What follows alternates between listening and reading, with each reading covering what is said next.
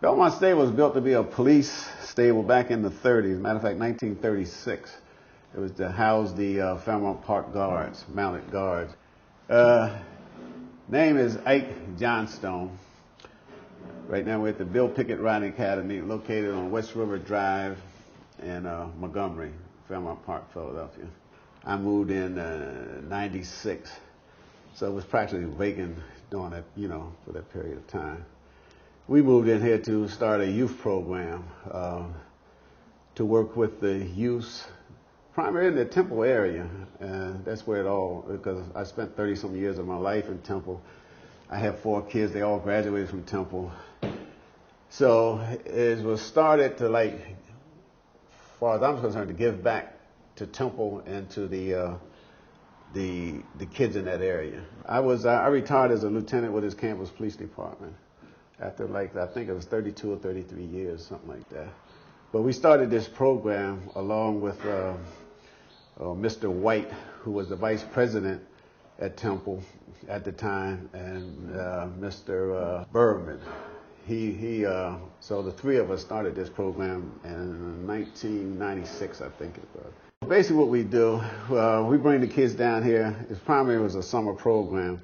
We bring the kids down here during the summer months just to get them out the neighborhood, expose them to the horses. And, we have them riding, but the whole thing wasn't designed to make riders out of them, but it's just to get them out the neighborhood. Horses will teach us a lot about ourselves. If you have any anger in you, the horse is going to pick it up, and you're not going to be able to communicate with the horse. So it teaches how to control your anger. Same thing with fear. If you have this fear running through you, they'll pick that up. When you look at a horse, you're looking at yourself. He has no agenda. You know what I'm saying? What you see is what you get. You can't fool a horse. The minute you walk into his presence, he got you. He done read you. He know your weak points and your strong points because his life depends on it. Because he's being a prey animal, he's always looking for the predator. We're predators. Anything with the eyes in the front of the head are meat eaters. They're predators. Grazing animals like horses, sheep, their eyes is on the side, so they can monitor what's going on around them. So even though these horses, they relax, they paying attention to every word I'm saying. They watching us, but see, they calm though.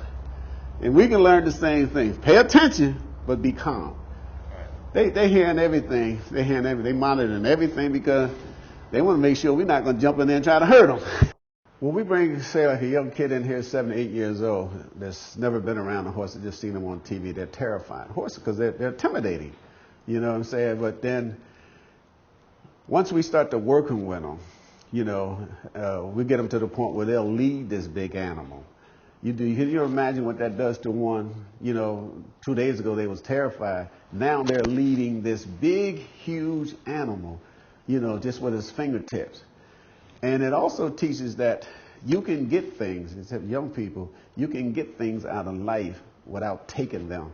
See, you ain't gonna take nothing from a horse. You're not gonna hold pulling. They measure stuff in horsepower. You know what I'm saying? So you have to cooperate with this horse to get this horse to cooperate with you. So it teaches cooperation.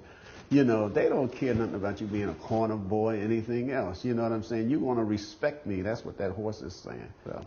To change up a little bit, you bring North Philadelphia kids down, and maybe not everyone associates horses with black culture. You maybe explain the tie between the Bill Pickett Riding Academy and blacks riding horses. When my kids were very young, like Lance, he was about 12 years old. I remember us going to a horse auction, and I wanted to buy him a cowboy hat, and Lance refused the cowboy hat. He said, "Dad, because all that doing is imitating a white man." He was just 12 years old. Then that's when I realized that he didn't understand the history of the black cowboys, the black West, and the contributions that African Americans played in it. And we're not imitating anyone. The origin of the word cowboy is really a black person. Because during slavery, we were referred to as boy. We took to the plantation of cow. So that's how the word came about with a lot of people. So the word then got lost over the years, but it's really derogatory. Now everybody wants to be a cowboy. it was the blacks who settled the West, you know, including the Buffalo Soldiers. They're the ones who fought the Indians, you know, but they never played that. So it's that history that I end up trying to teach my kids. Now we pass that on, because that's one of the things we do down here is teach the history of the Black West and the Buffalo Soldier.